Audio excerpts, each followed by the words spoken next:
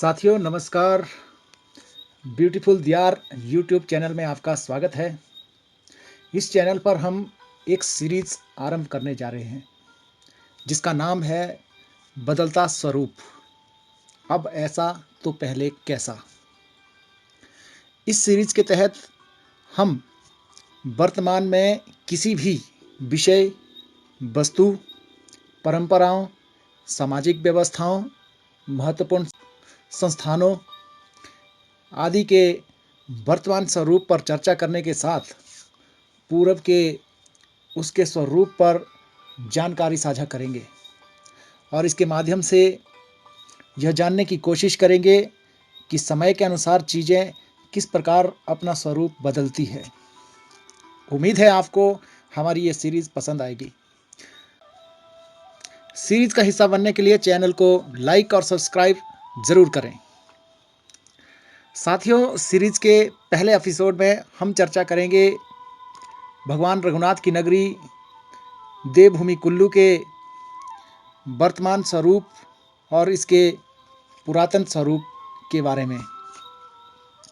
देवभूमि कुल्लू आज भगवान रघुनाथ, इसके दशहरा उत्सव और अनूठी देव परंपराओं के कारण देश दुनिया में अलग पहचान बनाए हुए हैं। करीब 370 साल पहले भगवान रघुनाथ को कुल्लू के राज परिवार द्वारा यहाँ लाकर स्थापित किया गया था। आज रघुनाथ को पूरे जिला में पूजा जाता है और साल में एक बार दशहरा उत्सव में जिला के सैकड़ों देवी देवता भगवान रघुनाथ से मिलन के लिए भी आते हैं। रघुनाथ के साथ जिला के मनाली, मणिकर्ण, बंजार से लेकर आनी निर्वण तक विभिन्न देवी देवताओं की यहाँ पर पूजा की जाती है। साथियों, इतिहास के झरोखे में रामायण, महाभारत आदि जैसे कई पौराणिक ग्रंथ कुल्लू घाटी के संदर्भ में और इस घाटी की प्राचीनता के बारे में कई ब्यौरा देते हैं। हिंदू पौराणिक कथाओं के अनुसार घाटी को मानव जाति के गढ़ के रूप में माना जाता है। महान बाढ़ के बाद मानवता के पूर्वज मनु ऋषि ने वर्तमान मनाली में अपने निवास स्थान की स्थापना की, जिसे मनुआल्य के नाम से जाना जाता है, अर्थात मनु का घर। परशुराम, जिन्हें विष्णु का अवतार माना जाता है, वह घाटी में बसे थे। निर्मल में स्थापित पौराणिक परशुराम मंदिर को इसी का साक्ष्य माना जाता है।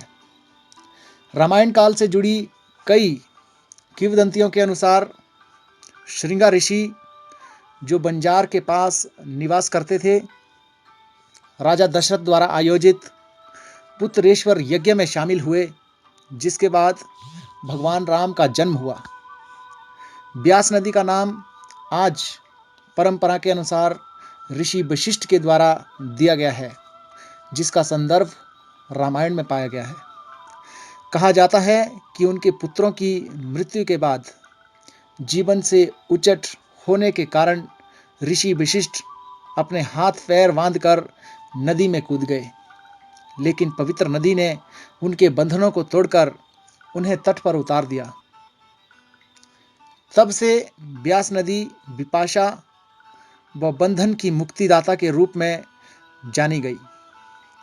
पुनः ऋषि वशिष्ठ ने खुद को सतलुज में फेंक दिया, लेकिन नदी के पवित्र जल ने खुद को 100 उथले नालों में विभाजित कर दिया और ऋषि को सूखी भूमि पर छोड़ दिया। इस कारण इस नदी को सत्ताद्री नदी के नाम से भी जाना जाता है। यह भूमि पांडवों से जुड़ी कई कहानियों से भी भरी है। माना जाता है कि पांडव घाटी में अपने निर्वासन का एक हिस्सा बिता चुके हैं। मनाली में हिडिंबा मंदिर, सैंज में शंचूल मंदिर, निर्मण में देवधनक मंदिर पांडवों के साथ जुड़े हुए माने जाते हैं। एक पौराणिक कथा के अनुसार पांडवों में भीमसेन ने, जो एक मजबूत और शक्तिशाली थे, उन्होंने क्रूर दानव हिडिंब को मार डाला था और उसकी बहन हिडिंबा, जो मनाली की एक शक्तिशाली देवी थी, उससे शादी कर ली। भीम और हिडिंबा के पुत्र घटोत्कच ने महाभारत में अद्वितीय वीरता का दमखम दिखाया। एक अन्य कहानी के अनुसार अर्जुन ऋषि व्यास की सलाह पर इंद्रकला के पहाड़ पर अर्जुन गुफा नाम की गुफा में तपस्या करता था ताकि इंद्र के शक्तिशाली पशुपति अस्त्र को प्राप्त कर सके, जिसे अब देवटीबा कहा जाता है।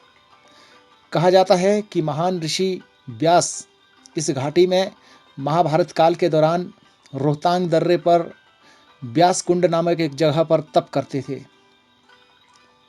इस वजह से विपाशा नदी को वर्तमान में व्यास का नाम मिला है।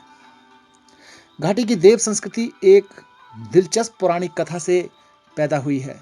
यह माना जाता है कि मलाना गांव के शक्तिशाली देवता जमलू ने एक बार चंद्रखणी दर्रे से गुजरते हुए देवताओं की टोकरी वहां खोल दी और तेज हवाओं ने देवताओं को अपने वर्तमान स्थान पर फैला दिया, जिससे कुल्लू को देवताओं की घाटी के रूप में जाना जाने लगा। साथियों, इसके अलावा कई और ऐतिहासिक घटनाओं का ब्यौरा हमें मिलता है जो देवभूमि कुल्लू को विशिष्ट स्थान दिलाती है और इसे अलग बनाती है। इस पर हम अगले अंकों में विस्तार से चर्चा करेंगे। आज के इस अंक में फिलहाल इतना ही। एक बार फिर मिलते हैं, तब तक के लिए नमस्कार।